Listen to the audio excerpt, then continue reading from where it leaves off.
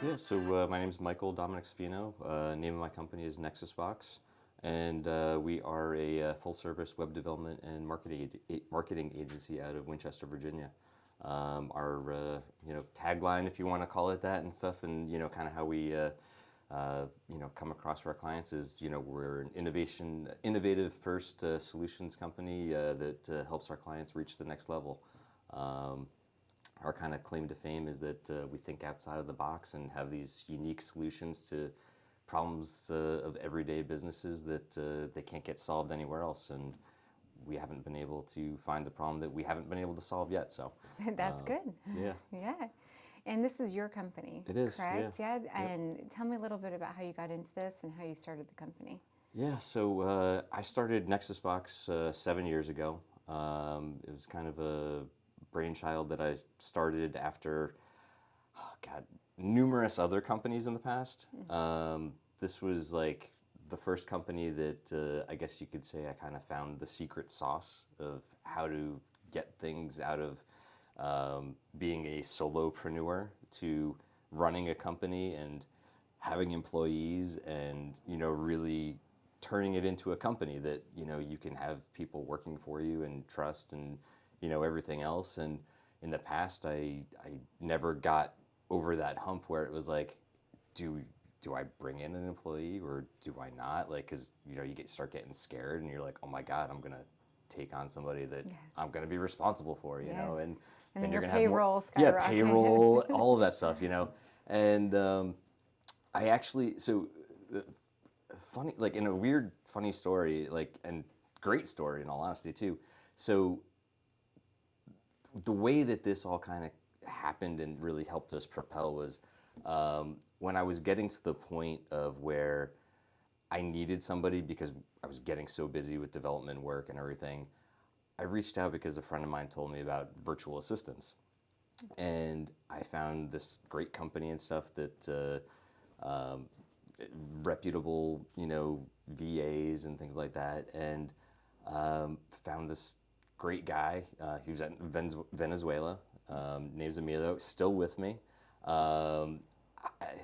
If it wasn't for him, the company wouldn't be where it is, honestly. Wow. I hired him as a VA originally, and he quickly learned that he was going to school for computer science. He had the best personality I had ever met from anybody in the industry. He was so eager at learning everything, and the two of us, we worked together and we really kind of revitalized how we were operating the business. And quickly he became like our senior project manager. He interfaces with all of our clients. Wow. He's all remotely. Yeah. And he's in the process right now of, and we've been working with him. He's actually moving to Spain right now in the next couple of months and stuff, and getting out of Venezuela, which is awesome. It's been a dream of his. So Good yeah, for he's him. We have a virtual assistant too, and she's amazing. Yeah, like we're so lucky to have her. It's a game changer for sure. Yeah, and when you have them, it kind of opens your eyes. And then, from now, we have, I think we're up to about 20 employees and stuff, plus virtual assistants. And it's been a game changer for us.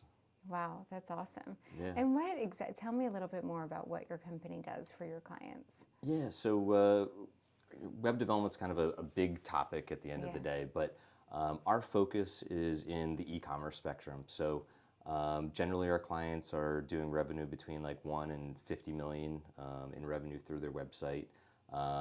They're just outside the small mom and pop and stuff like that, but they're also not big enough where they can hire internal staff to do development and stuff. But usually the clients have issues where primarily inventory management control, trying to figure out how they're going to be connecting with whatever ERP platform that they have, or loading up products into multiple channels like Amazon as well as their website or eBay, and across the board and everything. And there's so many unique situations that all of these businesses have, specifically in like the manufacturing industries, where they have so many variations of their products, and they get so overwhelmed that they don't know how to handle these things. And we're usually creating custom modules and extensions to give them the functionalities that they need on their websites so they can help their customers better. Right now we're working with some pharmaceutical clients, and everything about it is custom, and it's been a really fun project to work on. Got a couple mobile apps in development that hopefully will get released here in the next few months and everything as well. But yeah, we have awesome clients with always like very unique like requirements and projects, and just it's a lot of fun. They come to you with different problems, and you guys different find problems those all the time. solutions. Like it's funny, like when somebody comes to us too and they're like, oh, have you solved this before? It's like, not specifically, because everything is different all the time. Like, and that's what I love about it. Like, I have ADHD, and like if everything was the same every day, like I'd get bored very quickly. Sure. Like, Yeah. so being that everything is different every day, it's fantastic. You go to work, you have different challenges. Different challenges, different problems, you know, Yeah. like it's amazing. Yeah. Yeah. And you said you have 20 on staff now. When did you start your business? It sounds like you've had a lot of growth in a short amount of time. 2016 is when Nexus Box kind of came to fruition. And it was really, though, during the pandemic when things kind of took off for us.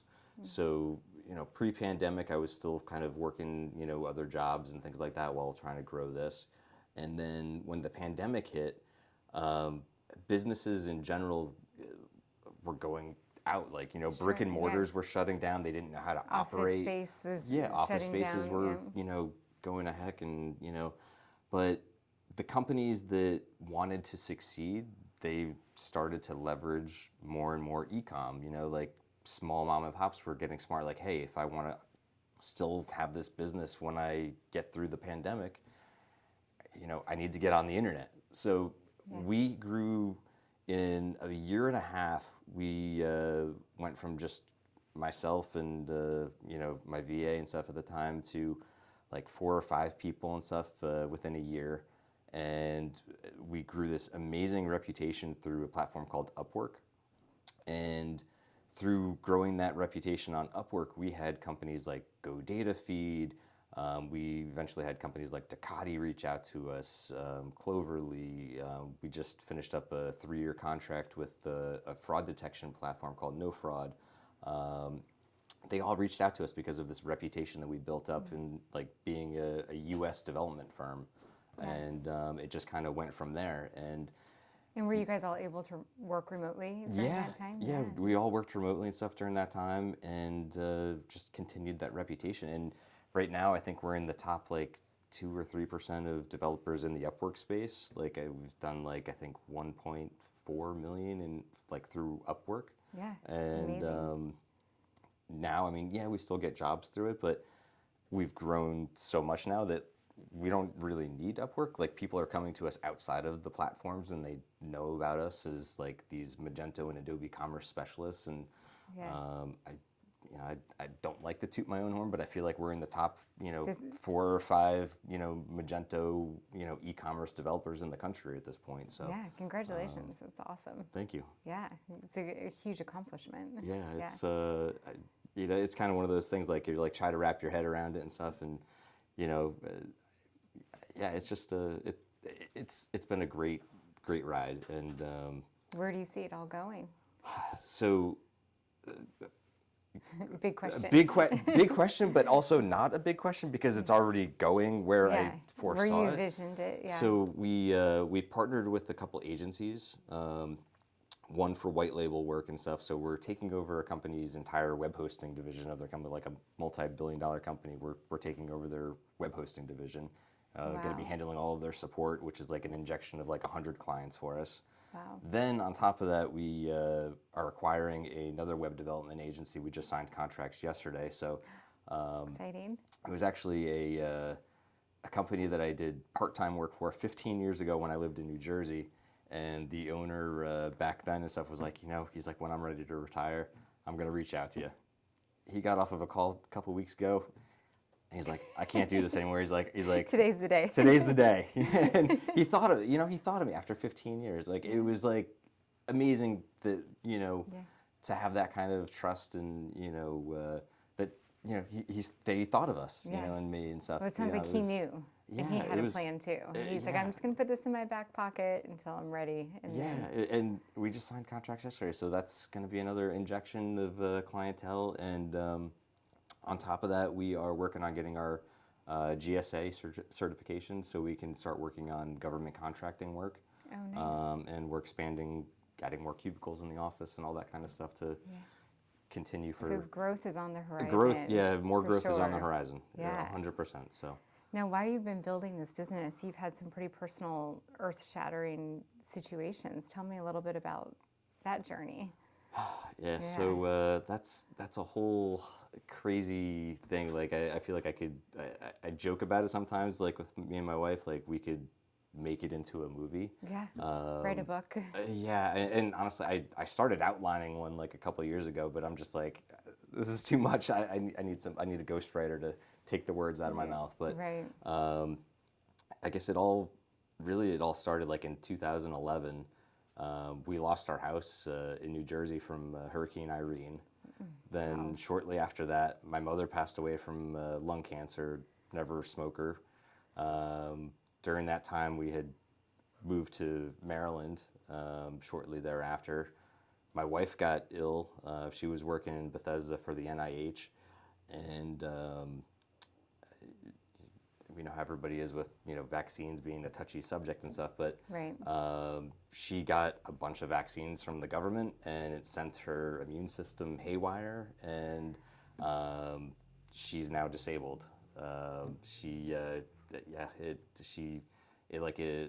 it sent her immune system into like crazy mode. So Ehlers-Danlos syndrome. She ended up having CSF leaks, so like the fluid in her brain was like leaking out through like her nose, and she ended up having my 3 goodness. brain surgeries, and now she's left with seizures, epileptic seizures from the surgeries and everything. So Wow. she's doing okay now. She's, And this was onset pretty quickly? yeah, it was kind of like something. She was on a business trip, and after the vaccines, like something popped because of the air pressure, I guess, on one of the flights or something.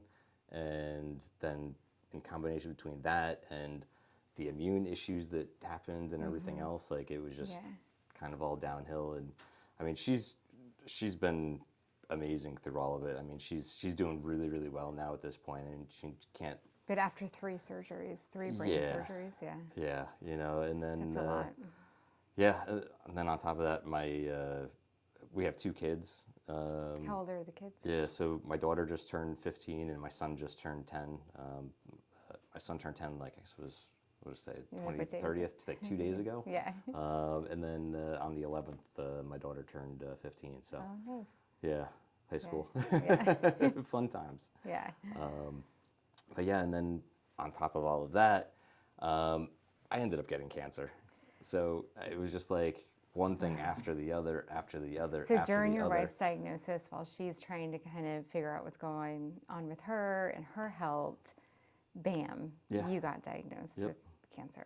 Yep, out of nowhere. I was working outside in the garden. I was putting in some like posts, like using the like gas-powered post hole digger, and came inside. I'm like, it feels like there's a marble underneath my scapula, and I'm like, oh, this just doesn't feel right. And all of a sudden, I just kept getting tired and falling asleep on the couch every day, and You're like, something's off. yeah, something was just off. And had some scans done, and they're like, oh, yeah, there's a mass in there, and In your back. yeah, like it was right under my scapula. It started off, it was literally like the size of a marble. It started off that size. Wow. By the time they got to the biopsies and actually figured out what it was, they're like, yeah, it's a tumor. It's a very rare tumor. It's called desmoid tumor with aggressive fibromatosis, and the only way to really kind of describe it in terms of like cancer terminology is like it's like a sarcoma. Okay. I'm familiar with that. Yeah, like they grow rapidly, they invade all over the place. Luckily, it doesn't spread to other organs, but it just expands like a goo inside, Right. and then starts getting into the bones and muscles And and often everything patients else. have to have limbs amputated when they have that, Yes. right? Yeah, a lot of the times. I probably very close to it. My tumor went from being like marble size to up in like the neck area here, all the way down to like my lower rib. And I've had numerous surgeries. I had cryoablations. I went through chemo, radiation. The it wore me out for 5 years. I can say that. 5 years. 5 years. And Wow. it was the last. What year was this? Started in 2018. Okay. So in the Yeah. midst of you trying to grow your business Yeah. and your wife isn't feeling good, Yeah. you're not feeling good now. Yeah. Yeah. How did you guys get through that? Just one step at a time. Yeah. That's literally, when anybody ever asks me that, it's literally one step ahead. Just One keep step moving ahead. forward. Like that's literally it. That's all you can do. Yeah, I mean, what else are you gonna do, right? Right. You know, like can't give up. Got kids. Everybody else that relies on you. It's Yeah. what are you gonna do, right? Just pick it up and just keep going. And, So through all these treatments, you had a pretty big goal in mind, right?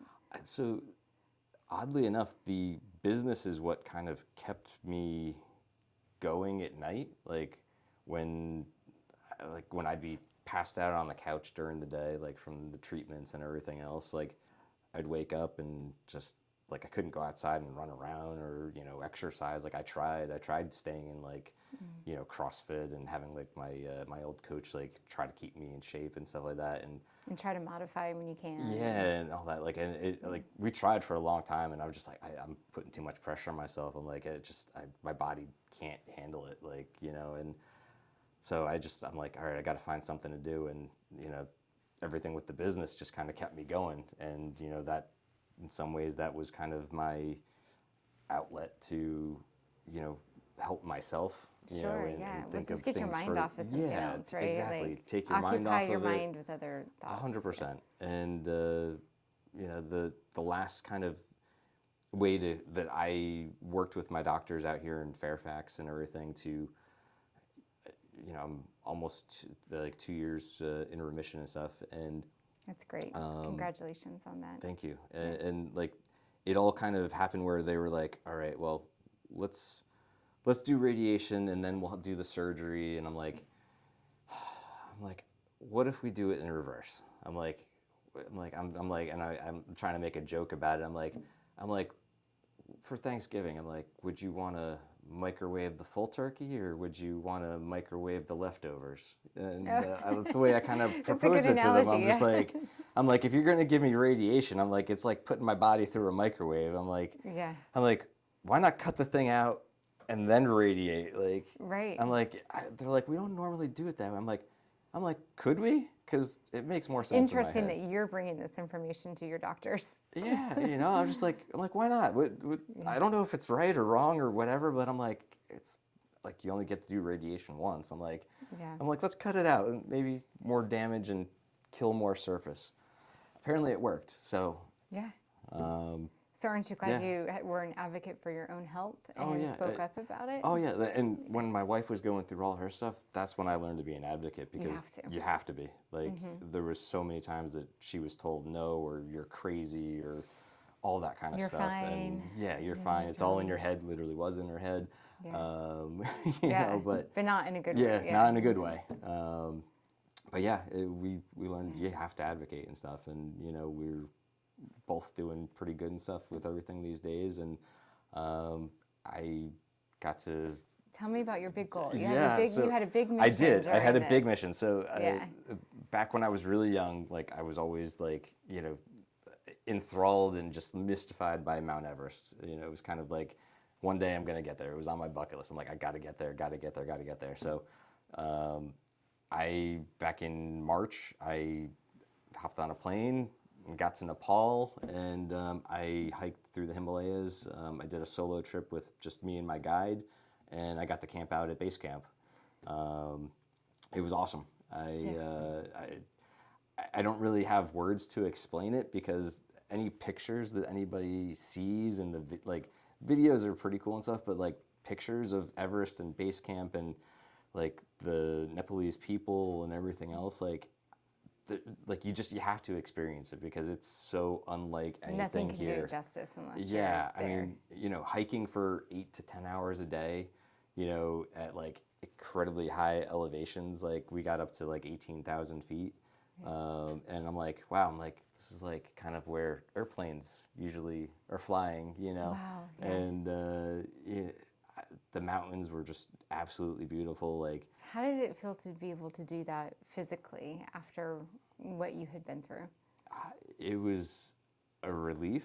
It reassured me that I wasn't, like, my body wasn't destroyed from everything. Like, it felt like part of me came back, like, in a way. Like you found a piece of yourself again? Yeah, like I had been dealing with so much stress and anxiety and everything else from like all the years of everything kind of building up. Like I looked at it as like, yes, it's a bucket list trip, but it's also like a mental reset for me. Sure.